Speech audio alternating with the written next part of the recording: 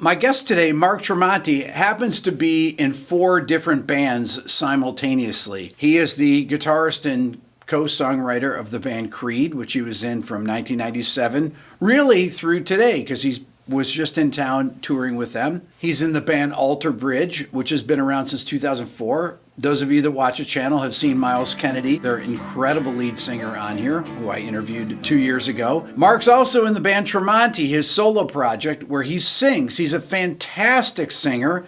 And if any of you know his Frank Sinatra cover record that came out in 2022, you'd know he's the best Frank Sinatra impersonators, I guess, that I've ever heard. He's incredible. I had the pleasure of sitting down with him when he was in town touring with Creed last week. Here's my interview.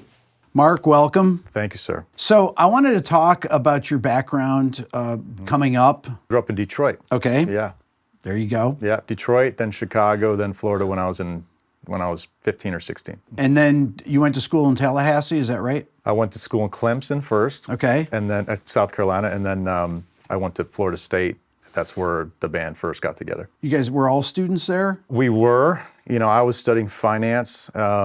Scott Phillips, I don't know if he was in school or just working at the time. Brian was studying design.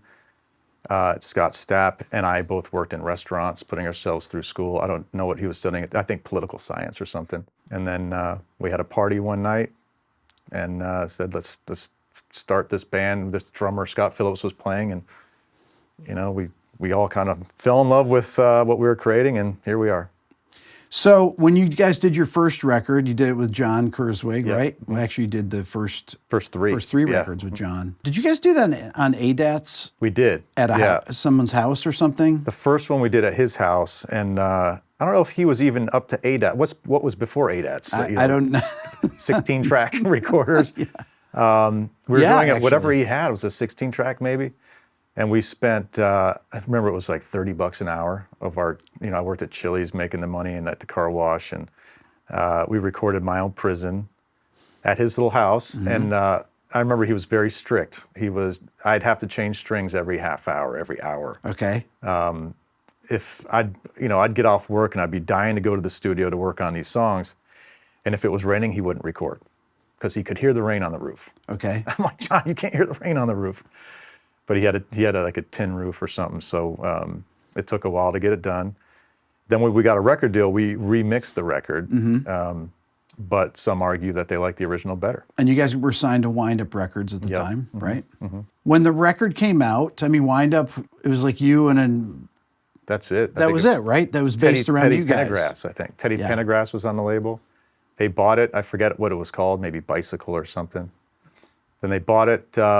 It was Alan Meltzer, and Diana Meltzer, yeah. who was a dear friend of mine. Yep. And we remixed the record, went on tour. They put everything they had into the band. It was a brand new crew, brand new record label.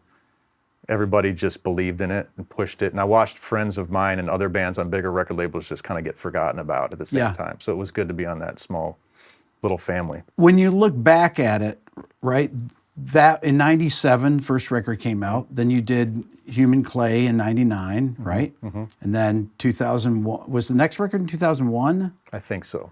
And then 2004, I think it was. Now this is like when you start talking about kind of the collapse of the music business, starting with 99, 2000, and the internet was just new. Did you guys even have a website at first during the... I don't even know, Right? We were still in the era where people were buying records and there was no streaming going on. Napster was starting to show its head, but no, we caught the very tail end. We were lucky to be one of those last bands. I think now that music is streamed, there's such an oversaturation of music, it's hard to really make it and to be an evergreen band anymore. There's not a lot of songs. I ask people a lot now, I'm like, in the last 10 years, can you point out 10 songs you'll hear 20 years from now, Back in the day, you'd hear it all the time. Yeah. But it's just a different environment now. People say to me that there are no shared experiences of the same music because people aren't listening on radio stations, for example, mm-hmm. and people are not hearing the same songs. Mm-hmm. In 1999 and 2000 and 2001, Higher would be on the radio all the time. Mm-hmm. Arms Wide Open be on the radio all the time. You had so many singles that were on the radio all the time. Oh, yeah. And that would be in heavy rotation. Higher was in heavy rotation for like a year and a half. Mm-hmm.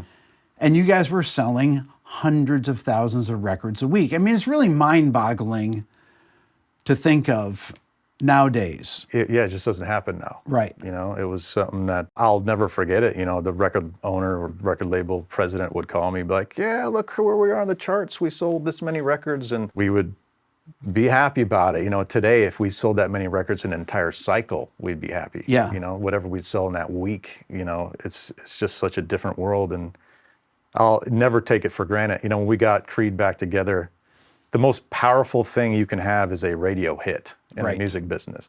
So when you do a show, you can be experimental with all these songs. As long as you play those radio hits, the crowd's right back in it. You know, so it's, and I realize the power with that when you go out and you start a band like Alter Bridge or Tremonti or all my other bands, and you're trying to write these songs that people really are passionate about. But until you get that radio hit, there's nothing like it.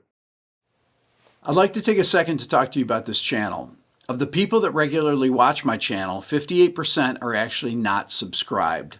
So I encourage you to hit the subscribe button now. This will help me to get even more of my dream guests and continue to grow my channel. Thank you.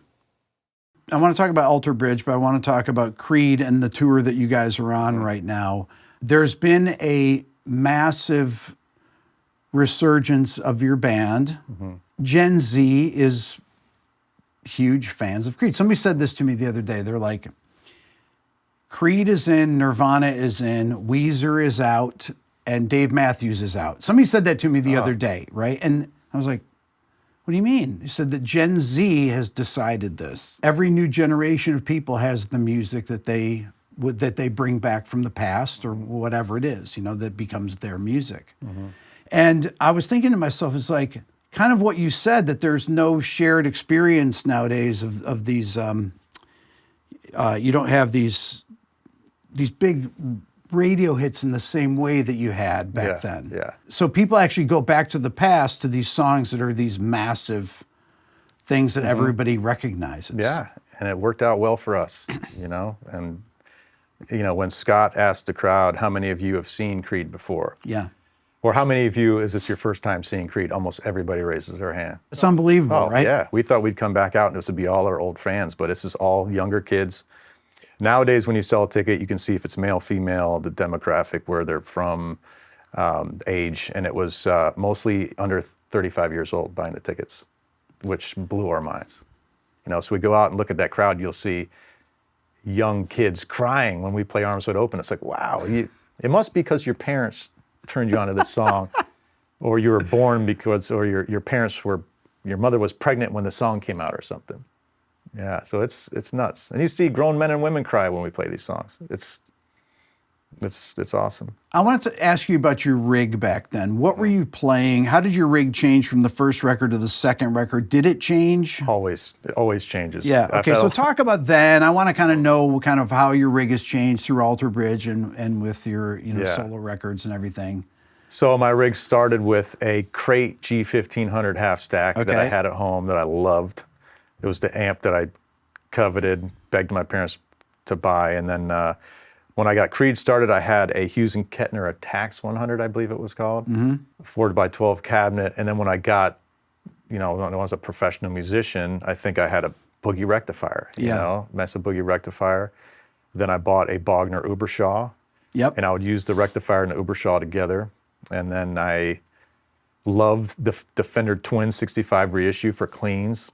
Would you channel switch between them then? I would switch. So on my cleans, I would go to the 2x12 open back Fender Twins, and then I'd mix that with the clean channel of the Boogie and the.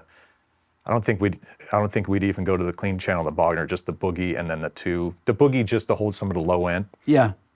And then for lead, I'd use a mixture of things. So I think at one point I had a Bluto tone in there years ago, a 2-rock. At one point. Okay. Didn't match my sound at all, but it was, I thought it would make me sound better. But I've tried it all. At this point, I'm just using, 2 half stacks, pretty much an MT100 signature amp, and then I use the Synergy amps now, which I think are The absolutely, modules. Yes, I think they're awesome. They're great. I've Yeah. got one back here in that room there. I was blown away when they sent them to my house. I set up at home. I had 2 4x12 cabinets with X pattern vintage 30s and then eminent CV75s. I hooked up the MT100 with the Soldano Yep. module, and it just sounded so tight and perfect. And then the TDLX for cleans mixed with the clean channel, the MT100. And then the Morgan AC for overdrive mixed with the overdrive channel. I think I have all those. But I had a Randall first because Randall made the first ones they went in, and I then had they. that, yeah. But the Randall one was impossible to move. It weighed like 150 pounds with the 3 transformers or And whatever. then Ignator did one, right? That's right. Yep. That's right. I think they were all kind of interchangeable, the modules with them. When you would play with your clean tone back then, did you use just reverb? What did you use? Oh, delay. Just delay. Just delay. Okay. Maybe I used a tad bit of reverb since I had the Fender Twin reissues, which had the reverb built into them. So Okay. it might have been on dialed in at 2 or something. Okay, and what kind of delay did you use then? Gosh, I think I used a rack delay. Okay. Some digital rack delay. I forget what it was. But now I use a SD1 G-Lab delay, which is my favorite delay for the last 5 years or so. Okay, but you have a pretty big amp collection stuff too, Yes, right? And pedal yes. collection, I'm sure. I collect amps like most people collect guitars. If I have an extra dime to spend on gear, I'm buying amplifiers. And my biggest affliction is buying Dumble amplifiers. Okay. Yeah, Dumbles are my, that's it. Paul Reed Smith got me hooked. It's like a needle in the vein when I plugged into my first Dumble. It was at a PRS gig where he had all his endorsers getting up there and playing guitar, and he's like, all right, everybody go sound check. And there was a Dumble, and I ran right for it. I beat, at the time, who was playing, like Carlos and David Grissom and Johnny Hyland and all these guys. I'm like, out of my way. I got to the Dumble, and it was a 50-watt head. Loved it. You almost couldn't dial in a bad tone on it.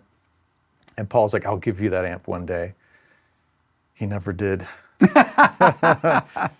In all fairness, I think a good friend of his was sick, and he helped him out and gave it to him. And from that point on, I just searched and searched for Dumbles as good as that, and I've bought a few along the way, and those are my favorite. I like lots of amps, but Dumbles are, to me, the best amp ever built. Give me some of your other kind of ones that are, like, what's an unusual one that I might not know about? In the Dumble world or No, or outside just of Dumble? anything that you have that I need to add to my collection. The RK100, the Korn for RK100, they don't make those anymore, but the one that I have is just phenomenal. They lent me one while they were building mine, and I thought it was great, but when they sent me mine, I was like, they put extra magic into this. When I'm in the studio, my producer is like, you have to bring that RK100. Another amp, you can set it however you want, it sounds great. I still love the Wagner Ubershaw. I have a Trainwreck Express. Oh yeah, cool. Which is great. Ludotones, I think, are great. I've got a High Plains Drifter that I think is phenomenal for cleans. A Tone King Meteor. Trying to go down my racks. I think the PRS Archon was a great high gain amplifier. I used that for a lot of years to back up whatever else I was using for the high gain stuff. Talk a little bit about your association with PRS and how how did you get connected with them? Jeff Lanahan was their old A&R guy. He called me up. He's like, Mark, I'd like you to check out some PRS stuff. And I said, I have a PRS because we had a trailer back in Boston when we were touring, and it got stolen. All my gear got stolen. My childhood guitars, amplifiers, everything. So I had a insurance claim for like 10 grand or something. So I went and bought a PRS. But when I got on stage, I'd go to switch my pickup, and the selector's down here. I'm like, oh. That's right. And all my reflexes are gone, and the tone was a little rounder than I was used to. And yeah. So I'm like, yeah, I love your guitars. Please send me one. So they sent me a McCarty. Love that guitar still, but I just couldn't. I couldn't use it on stage. It just didn't have the. One of the main tones I go for, my style of playing, is the rhythm, chunky stuff. Yeah. And it didn't have it. So I said, this isn't working. They sent me another guitar. This isn't working. They sent me another guitar. Finally, like, all right, let's just design a guitar for you. So just being picky got me that signature model. At that point, it was just Carlos Santana and myself. Came out, it did really well. The neck carve was really big, bigger than I liked it. So finally they carved it down to exactly what I liked. And I'd have friends come out and play my guitar and they're like, wow, this plays better than the one on the shelves. I'm like, yeah, it's a different neck carve. So I talked them into it. Did they change the pickups from the ones that from the McCartys? Yes. Oh, yeah. We did. They sent me like 20 pickups, each one wound tighter than the next. And we got through like 4 or 5 before my front of the house engineer at the time was like, wait a minute, put that old one back in. That sounded good. Mark, it's not easy to change pickups either. Yeah, you know? we would just... It's like, wait, how did that sound again? Yeah, you know? we would just go one by one. I think I might have had 2 guys just like soldering. Would you kind of chug on it and see if it's got, it doesn't yeah. quite, you know. Yeah, and this one, the one that we chose was a little brighter. And he's like, let's just cut back some of the high end because it sounded great. So that's what we did. And I think when I met Michael from Opeth, he's like, yeah, I'll use your pickup. Like, wow, great. Oh, cool. You know, I love it when that happens. I remember when I met Rob from Metallica. He's like, yeah, I use your wah pedal. I'm like, what? That's amazing. So, and that was one of the reasons I took the name off of the guitar, because I didn't want people, if a professional wanted to use it, why do they want to have my name on it? Right. So let's just put it on the truss rod cover. When you were working with Jon on the early records, how would he mic your amps, and kind of how has this changed? I know you work with Elvis Basquet, who's a fantastic producer and engineer. How's the process changed with recording guitars from 1999 to, you know, making records now? I think very little, actually, to be honest with you. I think an SM7 or a 57, right, and a Royer. I forget which Royer, the lipstick Royer mic. Yeah, like 121. Yeah, so that's what we've used for every record. Live now, I use a ribbon mic as well on the cabinet just to get a rounder sound. And yeah, I think that's been the combination forever. Yeah, to be honest with you, I haven't seen. We don't, you know, whenever we record a record, we'll have amp shootout day. I'll go home, I'll grab all my favorite amps, I'll come up with a truckload of amplifiers, bring them in the studio. Elvis always looks at me like I'm crazy. And we'll go one by one, play them all, and then I'll go have lunch, and I'll come back. He's like, all right, I like the Cornford, I like the MT100, I like the MT15, I like the you know, a lot of times some of my favorite amps don't get chosen. Like I had a lot of, like the Revision F rectifier that I'm like, this is such an incredible amp. And he's just like, I just think the MT100 does what I need for that. You know, so I'll leave it up to him. He's the tone, you know, in the Elvis studio. is an amazing engineer, and his sense of guitar tones is incredibly good. And when you hear something back immediately, you're like, at first I'm like, I don't know, is that it? And when you hear it back, you're like, okay, that's perfect. Yeah.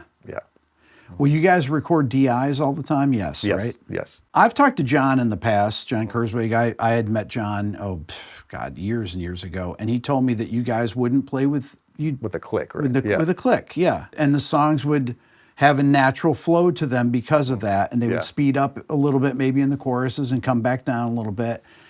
And nowadays, people don't do that. That's like, nowadays, that's been going on for the last 20 years or so, that a lot of rock bands are just, everything is right to the grid. Do you have an opinion on that? Yeah, I don't know if, was it you? Somebody did something where you took Van Halen. Was it you who did that? Yes, I do have an opinion. I think you can't correct something that's in the moment. You know, when something happens like that and it's magic, you can't correct that by putting it on a grid. But I would much rather now tempo map something to a click. Explain what a tempo map is. Say your verse has a feel that needs to be at 130 beats per minute, but when that chorus kicks in, it seems sluggish, so you got to bump it up 5 beats per minute or 3 beats per minute. Then you tempo map to make that happen instead of just winging it. Because if you have to go back and fix anything, you don't want to have to just be, you know, without any kind of backbone to work to.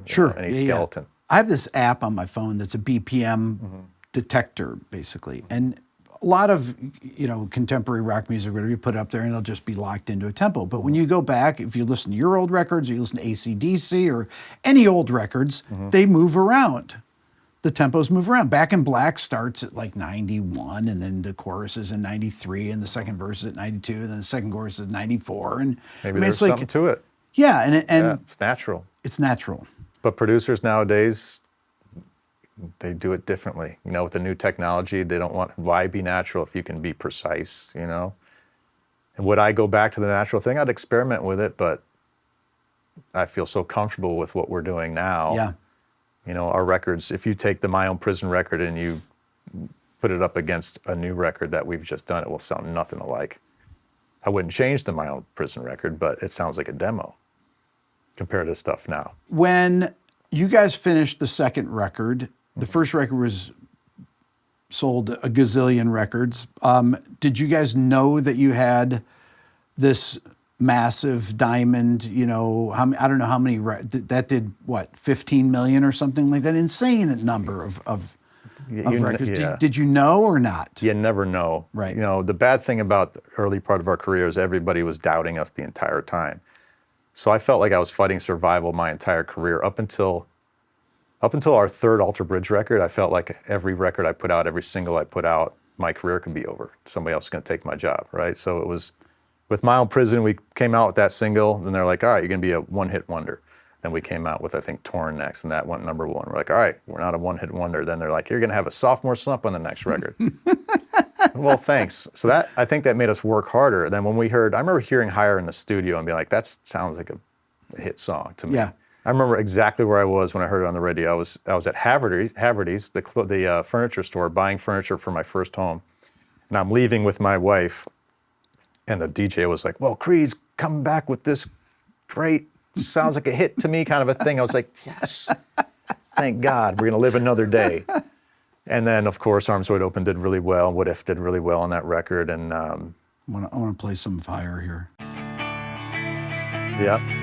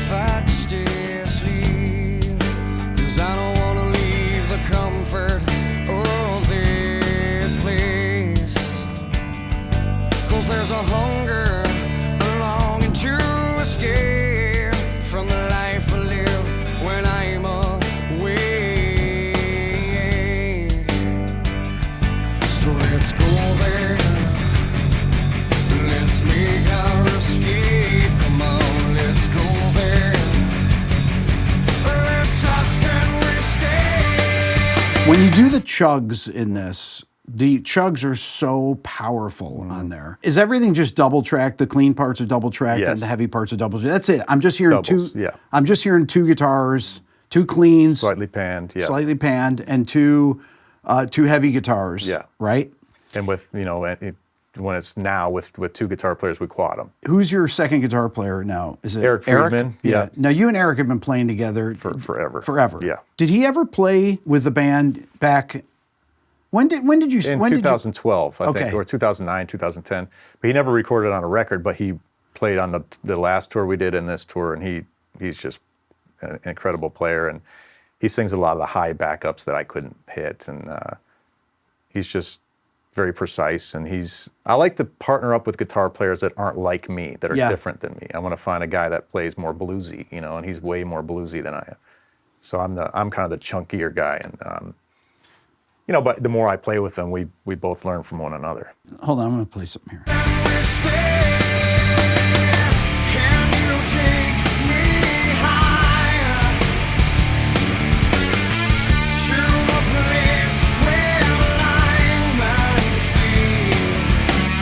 From the bass slide going into the chorus, right? When he goes up the octave, and then da da da da do. You answer it with that first guitar thing. Then you have the middle guitar hook, and then but there's the bass hooks that happen too. Did you guys even think about those things or no? No. I mean, Brian's a very unique bass player, and he's you'll never find another bass player that plays like him, I don't think. And I was the only guitar player in the band, so live I tried to come up with lines that were interesting and not just strummy all the time. I wanted to have like a strum and then play a lick and whatnot. And that's how the that kind of stuff happened between each line or just the bends. But, we just didn't think about it. We just wrote what we thought was best at the time. Didn't overthink anything, and it just, whatever gave you the chills, put on record. I love what you play in the bridge section here. I want to go to that here.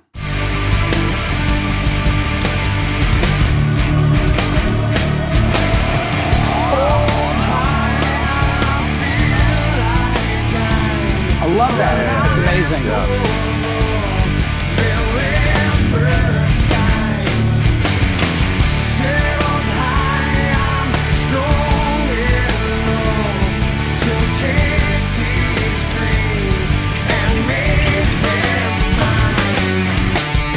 That's great.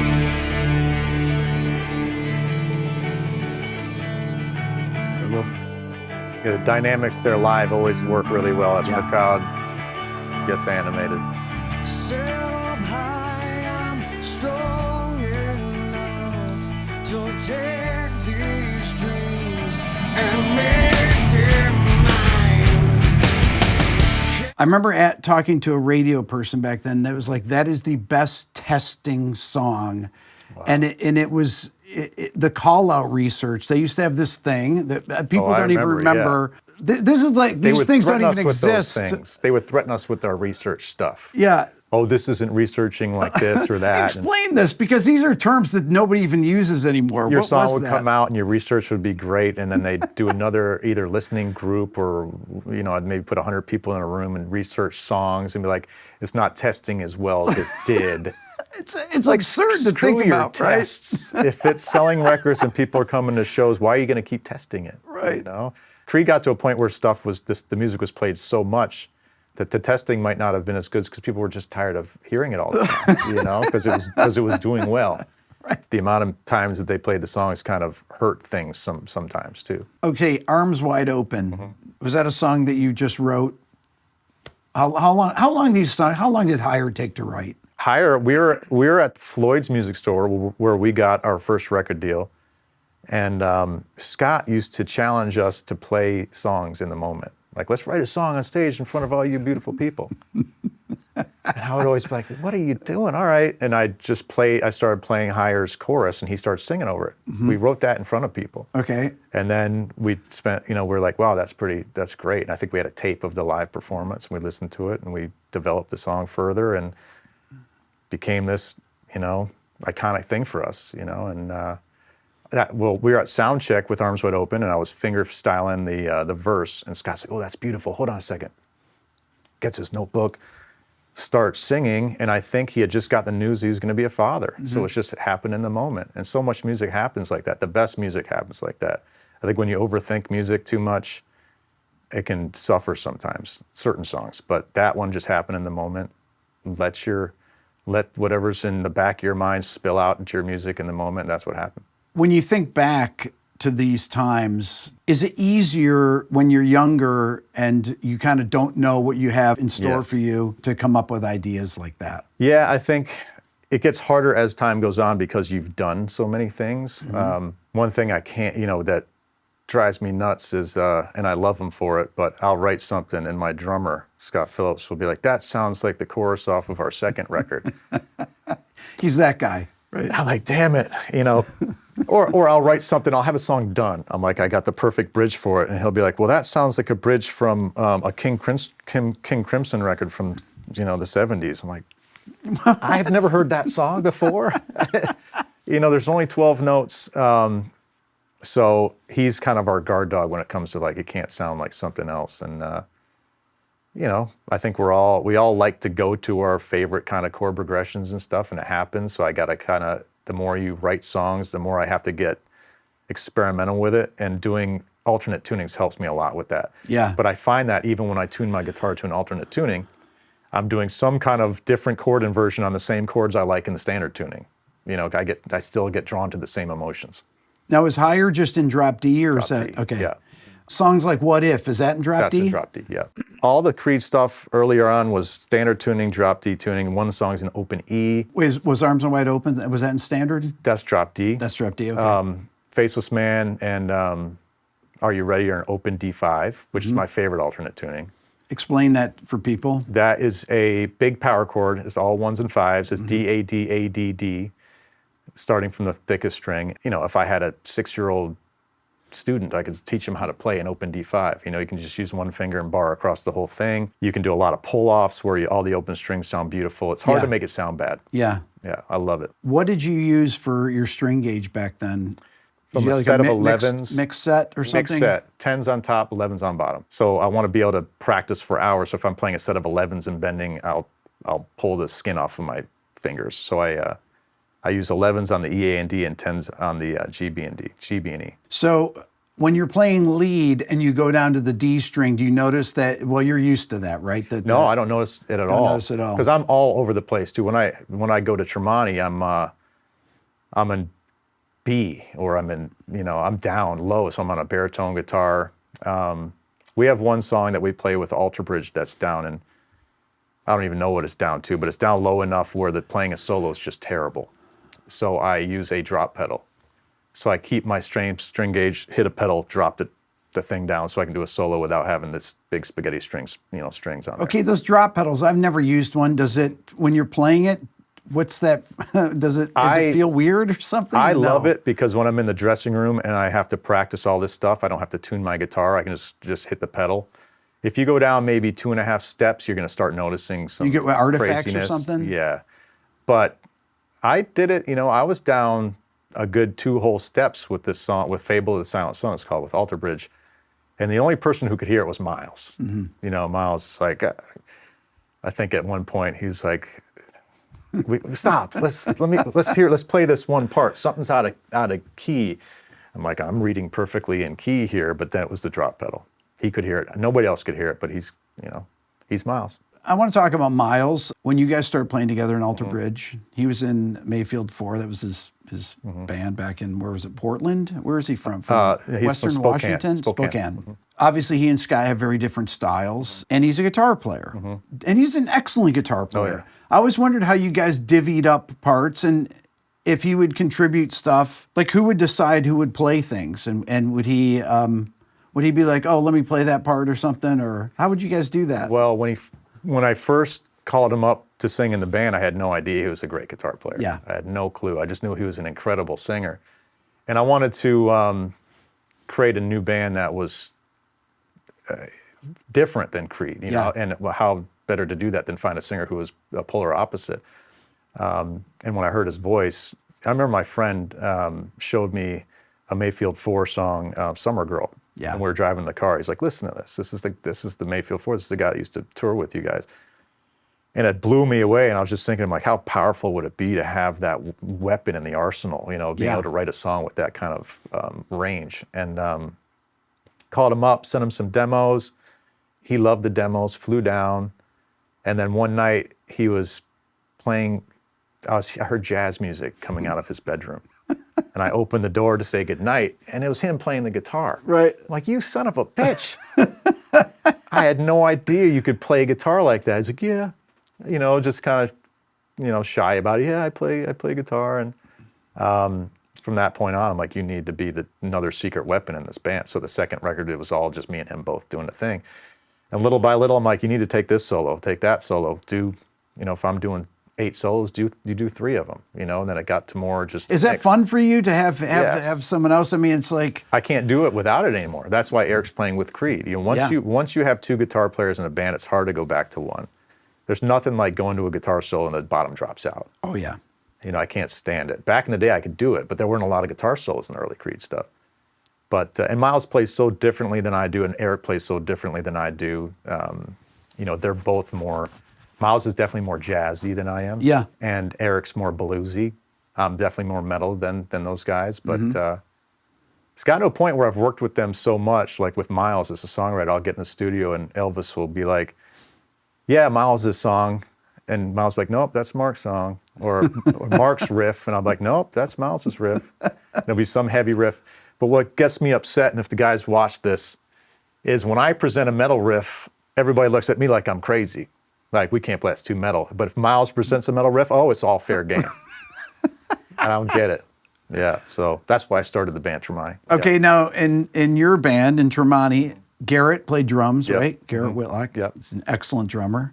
And who played bass on your first record that you did? Eric did. Eric did, Yeah. okay. Was it just the three of you that played on it? It was just the three of us, and then we got Wolfgang to start playing bass with us. Brian Marshall was going to play bass at first, and then he had some personal stuff come up, and we had our very first gig coming up, and Wolfgang was in town, so we called him up and said, hey, you want to come, save us and come play bass for us? And he was with our friend Seven Dust in the studio.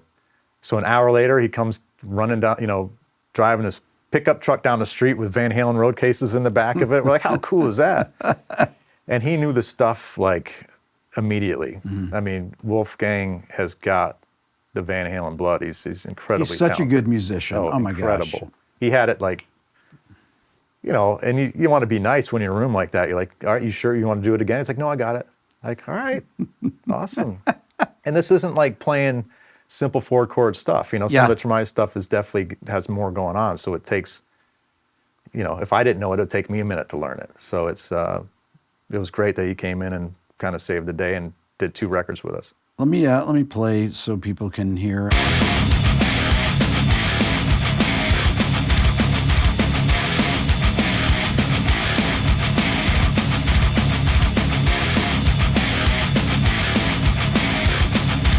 Perfect example of a riff that they looked at me like I was crazy. Okay, is this B tuning? That's drop D. Drop D, Yeah. okay.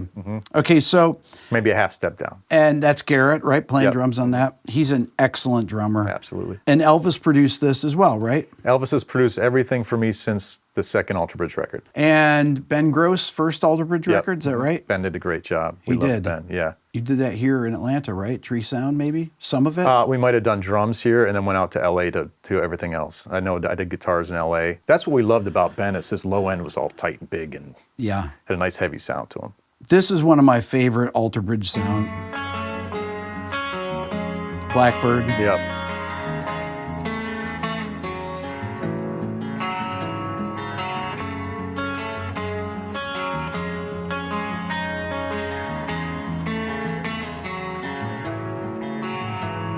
The willow, it weeps today. A breeze from the distance is calling your name. Unfurl your black wings and wait. Across the horizon, it's coming to sweep you away.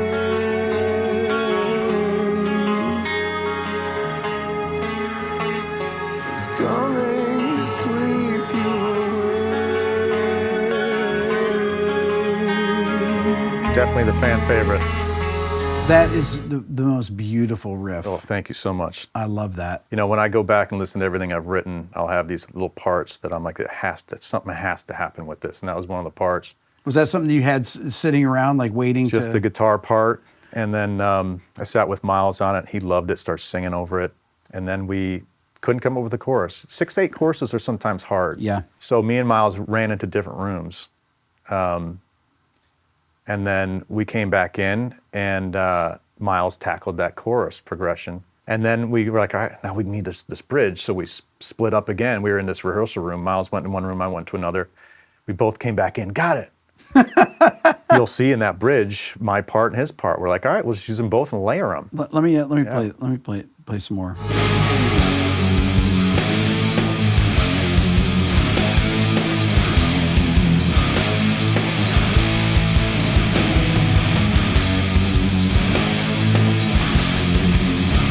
What year was this, Mark?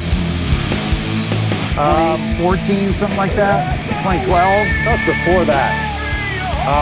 Maybe 6 or 7? Was it? Maybe? I don't know. Because we got together in 2004. I'm gonna look here.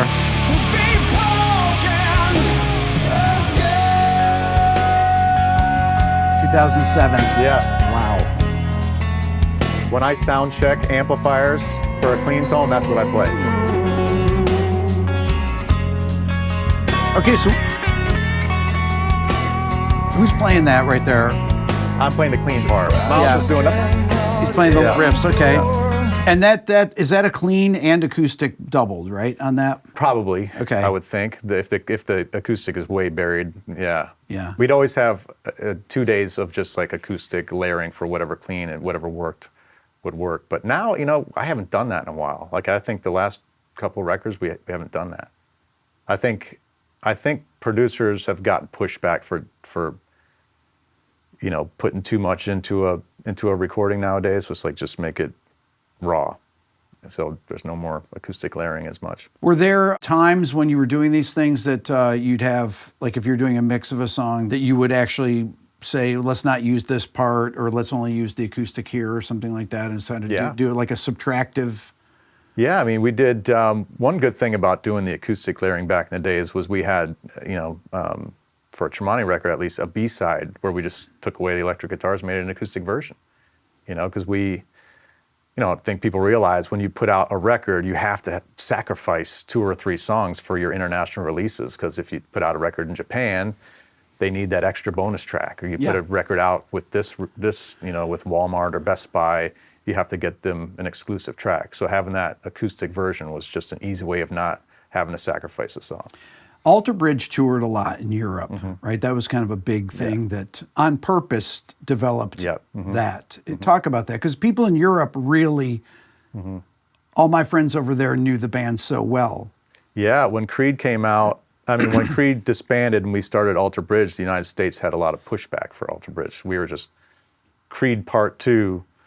People just took jabs at us. Oh, the Alter Boys, Creed Part 2, and we couldn't get our own lane here. So over in Europe, Creed didn't do much over in Europe. So we all of a sudden just took off, especially in the UK. We owe our careers with Alter Bridge to the UK, I think, and in Europe in general.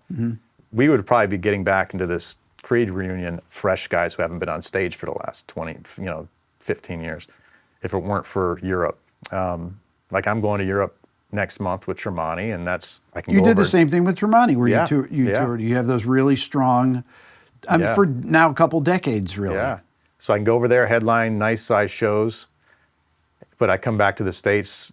With Alter Bridge, we're great now in the States, but with Tremonti, I'd still be like, should I support somebody, or should I, just take a chance at a smaller venues here in the States with it? But Europe, I always feel great about it. Just go out there and headline and do it, and you keep on going over there. They stay with you. They're loyal folks. If you don't put out bad records, they'll keep on coming. And how is radio different in Europe than here? Like, let's say going back to your early releases with Alter Bridge. They go quicker between singles. Like I just had to approve another single for the UK, and they'll have like magazine radio stations like Kerrang Radio. Will you time your tours for, do you want the people to be familiar with the songs? I mean, historically, when you'd be touring, even with Creed, you put out the single, you let it go out for 3 months or whatever, then you go out and you start doing your tour. Now I don't have the time for that anymore. Like I'm putting out the next Tremonti record January 10th, and I think our tour starts on the 14th. So it's like, you don't know this yet, but you've had this for, you had 4 days to prepare.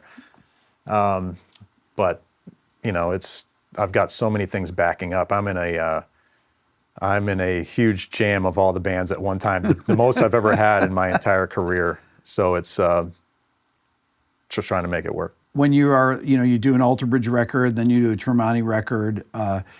Do you have to have time in between these things, or these things literally go one to the next? I can't have time in between. Okay. So to give you a layout of my this 6-month window, I just did 60 Creed shows. Okay. Had about 3.5 weeks off in between Creed tours while I went home and demoed 9 Alter Bridge songs in the studio, because I know as soon as before I'm in the studio with Alter Bridge, go back on tour with Creed as I'm rehearsing for the Sinatra shows in the dressing room, starting to learn the new Tremonti stuff, go back out, go home for the holidays, go on tour with the Sinatra band, and then go to Vegas and Oklahoma City for some shows for New Year's with Creed, go straight into rehearsals for Tremonti in the first week of January, fly to Europe for January and February, and fly straight home into pre-production for Alter Bridge. So it's all 4 bands are just right. This is the most. This is the all first 4 bands, time. including the Sinatra Yes. band. Okay, so let's talk about the Sinatra band. Okay, so we were talking earlier before we started about the most I think, the best Frank Sinatra. Thank you so much. I wouldn't say impersonator. You just, I mean, you sound exactly like Frank Sinatra. I mean, it's amazing. It's one of the things I'm most proud of in my entire career. You know, it's been the most gratifying, satisfying thing. You know, I always tell people I could have recorded 1,000 rock records before some of the people that heard this and commented on it would have ever taken notice. You know, I remember, you know, Slash gave us a great quote. He loved it. And like Paul Stanley from Kiss was online talking about it. And I remember one day I was on tour in Europe and I had a bad day. I forget what it was. I was just kind of in a rotten mood. And I get off stage and I pick up my phone and it's my buddy Tom Robb. And he's security for Robert Plant and Metallica and all these, you know, he's just an awesome guy, good friend of mine. He's like, I got to tell you, I was taking Robert to Bonnaroo and I played him your Frank Sinatra CD and he loved it. I'm like, what? Robert Plant? Listen to my Sinatra thing? I'm like, and of course I'm trying to like promote it. So I'm like, could you get a quote for me? I never got the quote, but just to know that Robert Plant listened to it and enjoyed it, you know, when would that have happened with anything I've ever done? You know? Now, were you surprised though at the reaction to people? I mean, all my friends were talking about it. It was, you know, the first reaction I saw was on the Today Show when Carson Daly came on, and he's like, "This is the best Frank Sinatra thing on TV," and I was just like, you know, thank you. This is because it's all for charity too, you know. So it's the cause is something that I'm. You know, it's my new life's mission to raise as much money as I can in awareness for the Down syndrome community, and that's why I'm wearing my National Down Syndrome Society shirt underneath my hoodie here. But you know, we did it. That's the reason I did this project. I was just practicing singing like Frank Sinatra because I loved it, just like a young guitar player would. Mm-hmm. It would be like me practicing jazz and knowing that I'm never gonna, you know, write a jazz song. You know. But when we got the diagnosis that my daughter was going to be born with Down syndrome, I'm like, I want to do this record and do it for charity. So I called my manager, Tim, and I said, let's call some local musicians and put a band together. He's like, how about we do something better? My guitar teacher was Frank Sinatra's guitar player on tour. So he set up a meeting with Dan McIntyre, his guitar player, and Mike Smith, Frank Sinatra's alto sax player and one of his band leaders. Mm-hmm. And they had lunch. And he told him what I wanted to do, like, well, can your boy sing?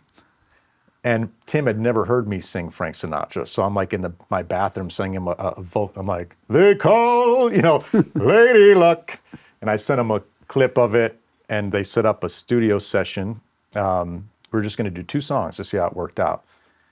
And one of the most difficult things was really convincing the Sinatra, you know, family in the business to let us do this. And when they heard it, they liked, you know, they liked it, and they said pretty much, you have to do your own arrangements though. We just don't want the old arrangements. It's like you're going to drink a Coke, but it's not a Coke. It's you know, kind of a thing. So we took My Way and changed it. We took I Fall in Love Too Easily and added a rhythm section, and we took half the record and changed it. It's crazy when you're in the studio with these guys. Imagine a room about this big and you have 17 brass instruments in there. And when I'm first meeting these guys, Mike calls me in, and I chose the song that the vocals set the rhythm for the song. All the other songs you can start with the music, but Luck Be a Lady starts with the vocal. They call you Lady Luck, but there is room for doubt. So however I set the pace, so I'm in there having to do that first meeting these folks. But I had fun. I loved it. Let me play a song off here.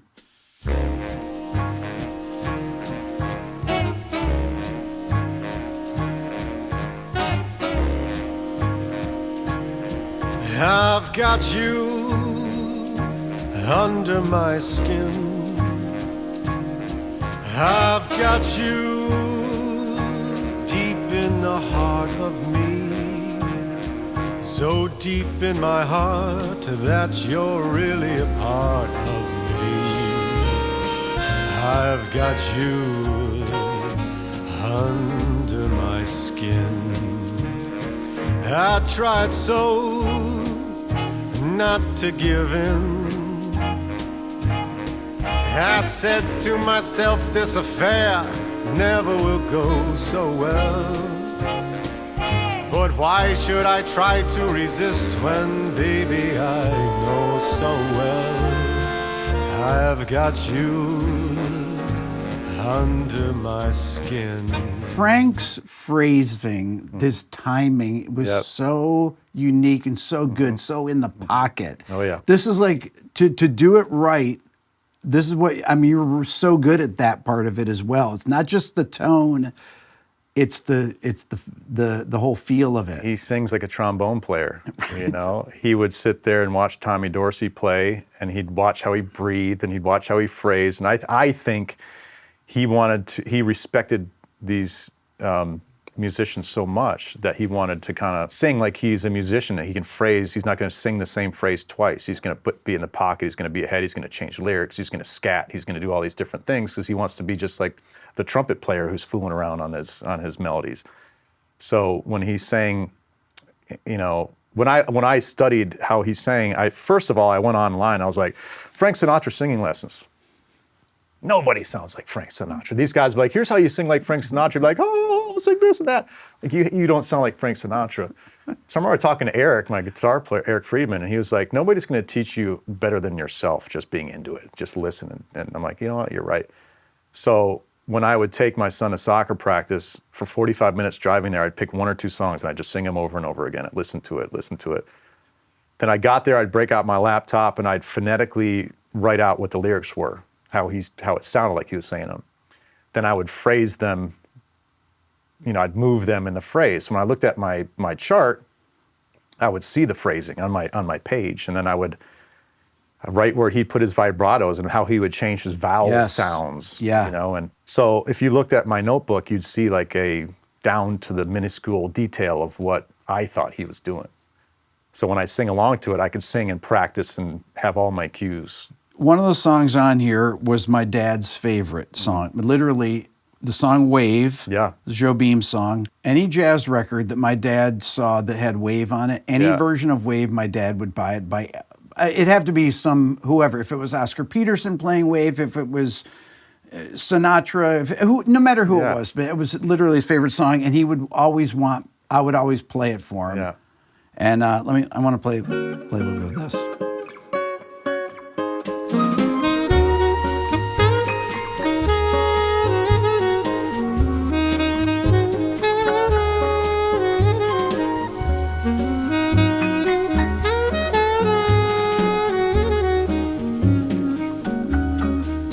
Close your eyes, for that's a lovely way to be. Aware of things your heart alone was meant to see. The fundamental loneliness goes whenever two can dream a dream together. Okay, That's the hook. That's the hook. Yeah. And this has a beautiful bridge in it as well. The sound of the record. Talk about how these jazz records, you can hear the air, you can hear everything. How different they are than making a rock record. So different, you know. It's I love the way it sounds because it is what it is. It's like you're standing in the room with it. Yeah. It has a lot to do with finding a producer who does this kind of thing and knows to put a ribbon mic on a trumpet or an alto sax or anything that's, you know, has a lot of high end to it. I think it's the right mic placement. All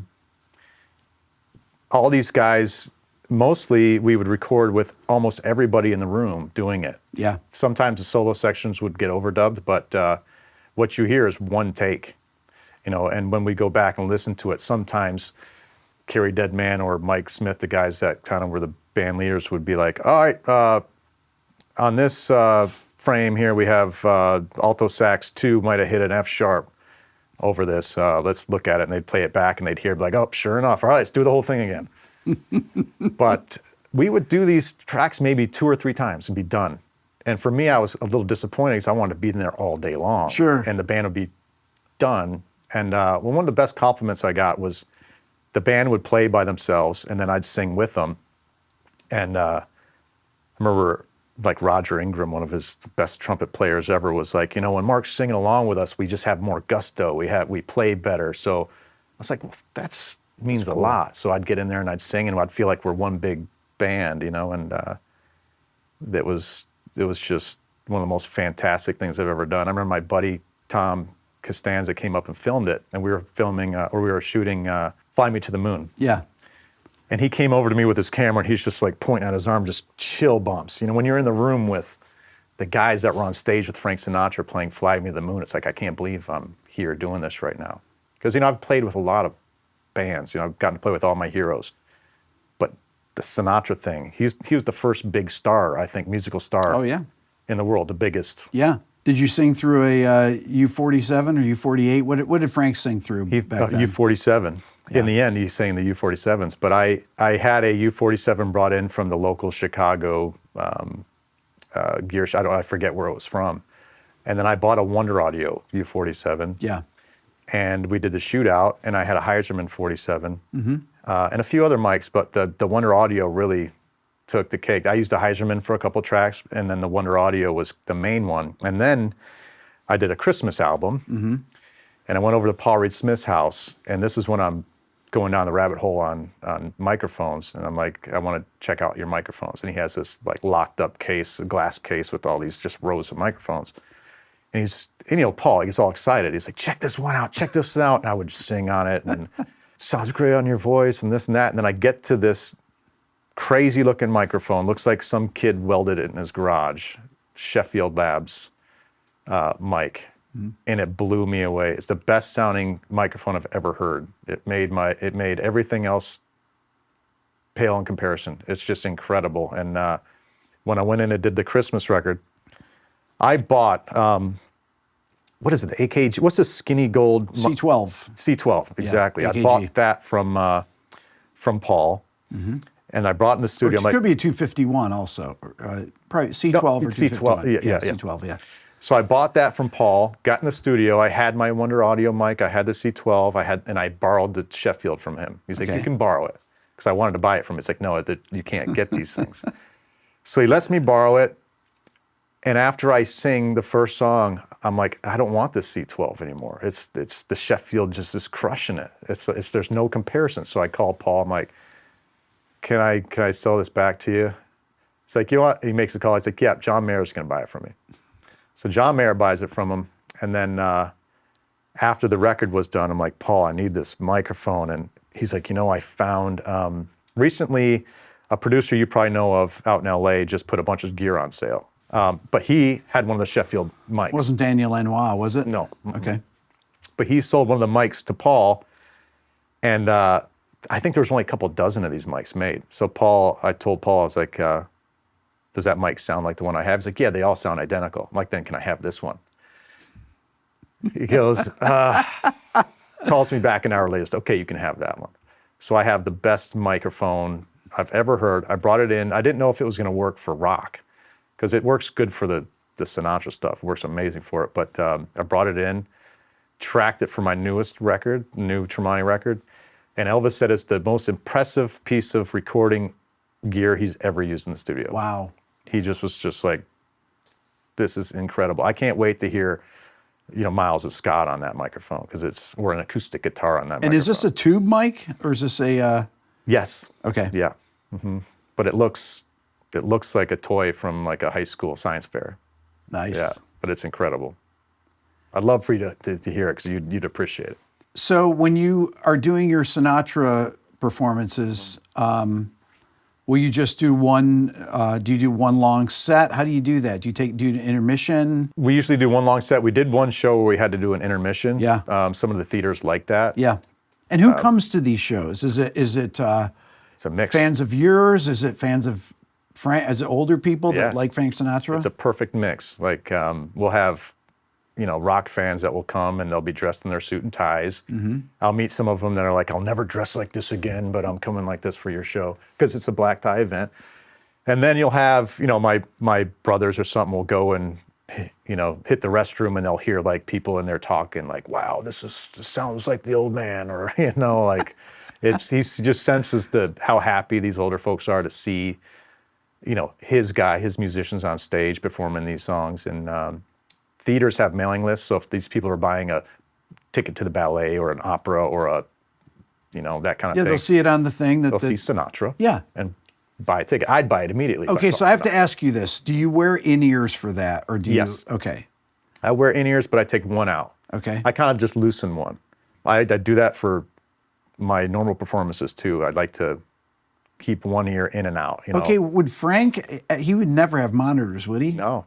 My God. Yeah, and it's loud in those rooms. I mean, it's big bands are louder than people think they are. Oh yeah. And he would. I remember there was a story where he was recording.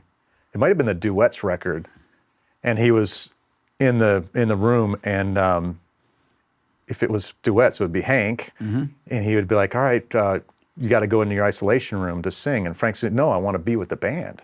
These are my guys. These are my bros. I think we feed off one another." And I think he finally gave in. Like in the modern times, you need to isolate the vocal, you know, so you don't have to do this all day long. And I think when Sinatra was young and sharper, he could knock out the vocal quicker. And but I know under my skin, I think it took him like 34 takes or something to get it perfect. I just spoke with Charles Pignon yesterday, who kind of runs the Frank Sinatra estate, and I talked to him about wanting to do Volume 2. He's like, you know, Capitol Record Studio A is opening back up. Wow. And they have Frank's There you go. U47. Yeah. The stool. So he's like, yeah, we'll get you in there. Got to do it upright. Sit you on his stool, use his microphone. It would be amazing just to hold that microphone or see that microphone. And it might not sound good anymore. You never know. Those are the U47s is tough to buy. One would sound incredible. One could sound like the worst thing you've ever heard. Yeah.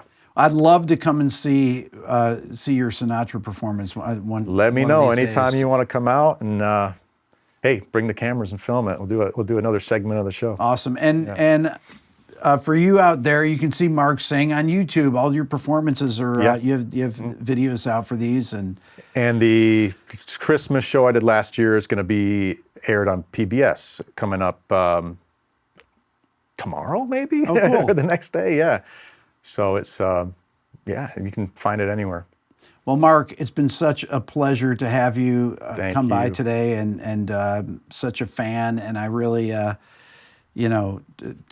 everything you're doing with the charity for Down syndrome is really amazing. Thank you. It's really new life's mission. Really cool. Awesome. Thank you so much. Thank you so much Appreciate for having it. me. Absolutely. Thank you. I'd like to once again thank Mark for being my guest today. Remember, leave a comment, hit the subscribe button. Thanks for watching.